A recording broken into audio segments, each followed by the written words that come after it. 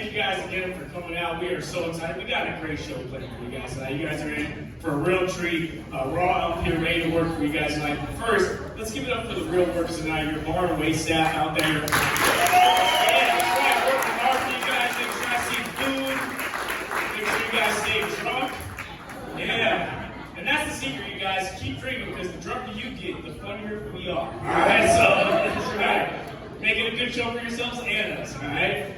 But yeah, again, guys, thank you guys for coming. I'm Tyler Cantor. I'll be your guys' host tonight. I'll tell you guys a little bit about myself so we can get to know each other for the night, right? Because I'll be out here a lot. I'm half white, half Mexican. I get it, man. I don't look like either one of those races, I know. I get it. I think with this skin tone and this hair and all the weed I smoke, I just look Korean at this point. Yeah, that's true. Yeah, I know, man. I know. Listen, I'm not a good Mexican either. I can be honest with all you guys about that. I don't speak any Spanish. I think salsa's very yucky. Yeah. I'm such a bad Hispanic, actually, that when my Mexican side of the family sees me, their nickname for me is the dry back of the family. Yeah. It's pretty racist, but it's funny, so I'm gonna let them get away with it. Like, the white side of me is Irish, so growing up, Irish and Mexican, I grew up very Catholic. Yeah, like super Catholic, you know? And now 36, I don't do that shit no more. Like, I feel like it's hard, you know, to do all the things when you're older and Catholic, all the traditions we have and everything, right? Like, we got Lent coming up soon. Raise your hand, you guys are gonna have something for Lent. 3 people died. Like, rest of you sinners, we're gonna have a great time. I don't know about these 3, but no, I don't give up anything for Lent either, too, because my thing is, one of my first memories of Lent is my very Irish uncle looking at me at 12 years old and saying, "You know what you should give up for Lent, Tyler? Jerking off." I bet you do that way too much right now. What he didn't know is at that time, I had not jerked off once. But now, after hearing what it was, I am interested, you know?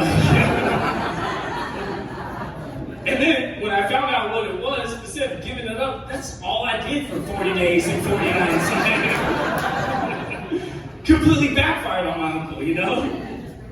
But when you grow up as Catholic as I do, I don't know if anybody else grew up Catholic, but you have to go to like extra school, right? You gotta go to Sunday school or some after school kind of thing. And I took real school very seriously, so I also took Catholic school very seriously, and I graduated at the top of my class. Yeah, the nuns were really excited because they thought they had the next priest on their hands. And now look what they got. And let me tell you something, the priests, they were even more excited because for a 10-year-old, let me tell you something, I had a nice ass, all right? So, the woman that raised her hand for Lent is looking away like, I can't laugh now. That's not the one.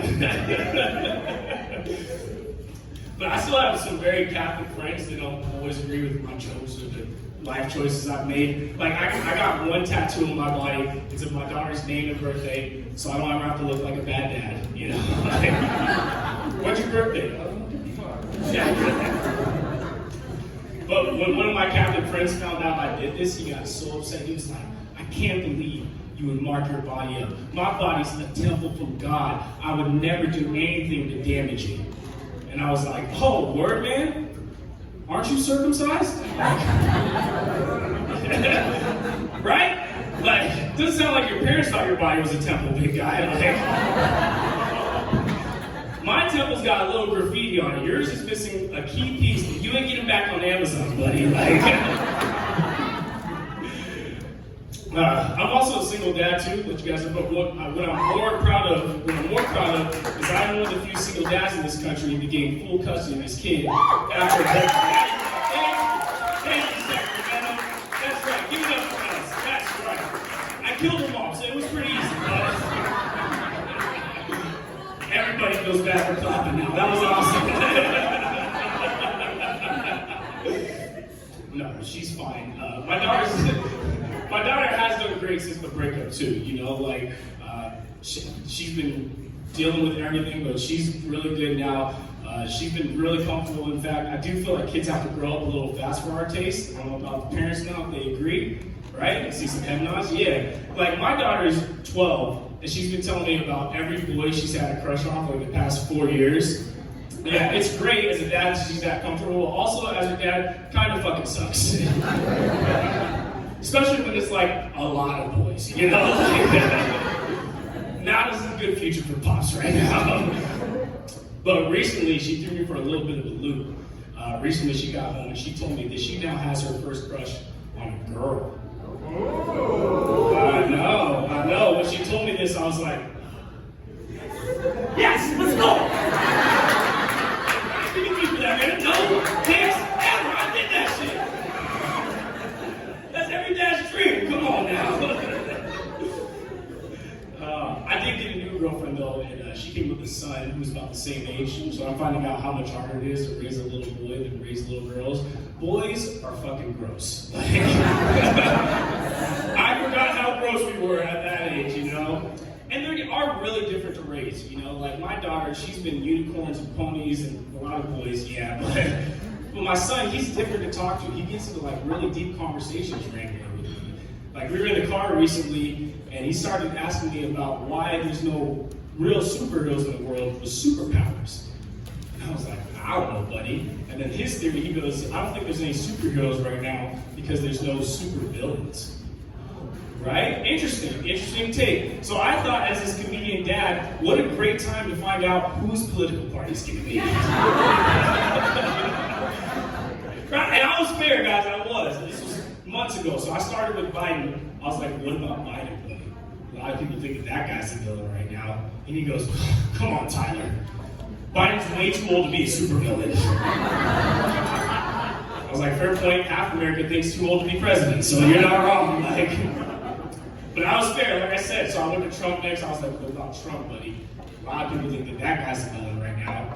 And he got real upset. He goes, Tyler, don't say that. Trump's dead. And I was like, no, he's not, buddy. And then he got real quiet in the back and he goes, he will be. Yeah, guys, this was 9 months ago, okay? Yeah, after the attempt on Trump, I looked at him, I was like, I think you're the villain, big guy. I think that's what we're finding out right now, you know? Thank you, I like that. My new girlfriend, though, she's an empath. Anybody else an empath or know any empaths? Oh, a few other mentally ill people. That's cool. Thanks for coming. No, I'm not an empath, so I like messing with my girlfriend who is an empath. And for all the ones, just raise your hands, or if you guys know of them. There's a real fun way that I found out to mess with empaths. And it's play a game that we all know called Would You Rather. Right? He's laughing because he knows as an empath, they take this game very fucking seriously. So I like asking my girlfriend some pretty messed up questions sometimes. Like I'll look at her and be like, hey, who would you rather kill? Your son or my daughter? Go! Yeah, she doesn't laugh. She gets very upset. She's like, how would you say that, Tyler? I could never choose. And then she tries to be smart. She'll try to flip it on me. She'll be like, could you choose, Tyler? And I'm like, yeah, your son. What the fuck are we talking about? Right? My daughter's a good kid. Your son's trying to murder a president, all right? Like, I feel like I'm making the right decision right now. My daughter is great, though. She's been very easy to take care of, like, her whole life. She never gets in trouble. In fact, she gets in trouble so little, I remember the one time she got in trouble is I went and picked her up from her 3rd grade class. And when I got there, the teacher looks at me and goes, well, little girl got in some trouble today. And I was like, uh-oh, what happened? And she goes, well, she threatened a group of 2nd grade boys today. And I was like, well, gotta be honest, man, so far, not hating this story, so. But go on, what did she say that was so bad? And she looks at me and she goes, she told this group of boys that she was gonna kick them in the nuts and then suck their little penises. Yeah, you guys get to laugh. If I laugh when she says that, I'm the fucking problem immediately. So I had to look at this grown woman and be like, man, I'm so sorry my daughter's trying to suck a little dicks in class. I I will talk to her, you know? But then I looked around and said, but also, man, if we're being honest about the situation, that's not really a threat, you know what I mean? Like, it's a nice promise depending on what you're into. I don't know, like, I'm not here to kink shame these secretaries, man. That's not why I showed up today. I'm not from NorCal originally. I'm actually from Southern California, from Palm Springs. I know, I get that a lot. Yeah, you guys don't like us. It's okay, right? Type your hands, you guys know where Palm Springs is at, so I get a little feel for doing good. All right. You look like you own second property in Palm Springs, so that makes a lot of sense. No, it is a dope place to grow up, though. We have, you know, the festivals, we got golf, we got old people that own second properties. But the number one thing we are known for, a lot of people up here in Northern California are surprised to find this out, but we are the bride capital of California, right? Yeah, thank you. Some people up here are like, what about San Francisco, Tyler? Yeah, fuck San Francisco. They don't have shit on my hometown. San Francisco wishes they sucked as much dick as Palm Springs, alright? They are not on our level yet. But it was a dope place to grow up, though. And I attribute a lot of my confidence from growing up in the pride community, right? Because even though a lot of straight guys don't like admitting this, if you need an ego boost, right? Ain't nothing better when you get hit on by a gay guy. Like, they're the best. Ladies, you should be taking notes when these guys get going. Because first of all, they're direct. And let's be honest, ladies, this is not your guys' strong suit. You guys are about as direct as a Spirit Airlines flight. Let's be real. But also, they'll give you better compliments, you know, they just will. Like, my girlfriend, my fiance calls me handsome every day, which is a very, very nice thing to hear. But the best compliment I ever got was from a gay guy that stopped me in the club and was like, ooh, you look like Keanu Reeves. Dip your Raven, baby. I don't even know what that shit means.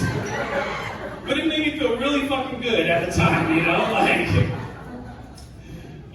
when I moved up to Northern California too, I did get a different job. I actually passed my journeyman's electrician test today. It's a side job to this, you know what I mean? I will tell you guys, I love doing comedy because I love the feeling of up here. This is a safe space. A lot of people start asking questions when you become a comedian. The number one question I get asked is there anything you're afraid to talk about on stage?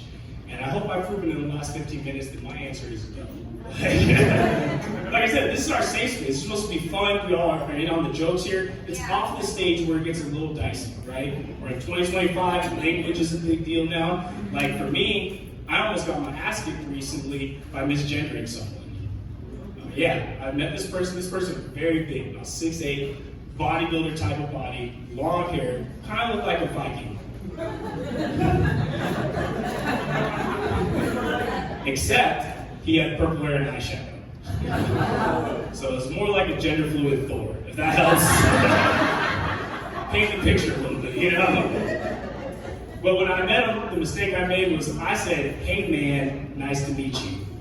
To which his response was, what the fuck did you just call me right now? And I know where I messed up yet. He goes, I go by they, them, not man. Get that shit right. And I was like, you know what? That makes a lot of sense. You would identify as two people because you're as big as two fucking people. And judging by that reaction, it feels like your pronoun should be stare and roids, my guy. Like, but you back it up a little bit, you know? But like I said, it's 2025. I'm trying to get better, so I looked at them. I was like, dang, I'm sorry, guys. Smart crowd, man. I like it. I was like, I will be better about that next time, I promise. But then they just got more upset. They were like, yeah, you will get that right next time, you ignorant bitch. I know. So now as a man, I understand that this person's trying to pump me, which I don't want to happen. But also, they're huge. Yeah. And I want to get my ass kicked by Chris Hemsworth. So,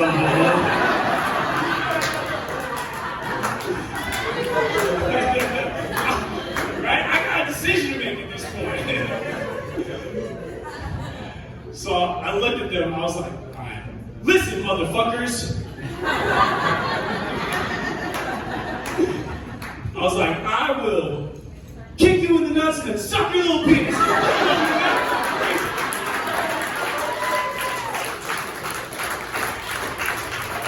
Yeah, you guys know what I got.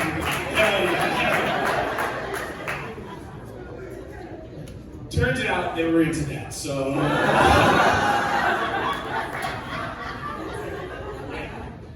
But Greg and I fucked. It was pretty cool. You know what I mean? You see, a lot of you laugh. I saw some of you pull back on that. Some of you were like, man, I thought this dude was straight. That's the gayest thing you said in the last 15 minutes. That's not gay. And I'm going to explain to you guys why that's not gay. Because I'd have to fuck a man for that to be gay, and Greg doesn't have a gender, you ignorant pieces of shit, alright? Plus, Dave, I think that counts as a threesome. What do you guys think? I'm crossing off my bucket list, alright? Are you guys ready to keep this show going or what? We've got a great show for you planned tonight. This next to me is opened up for J Muse.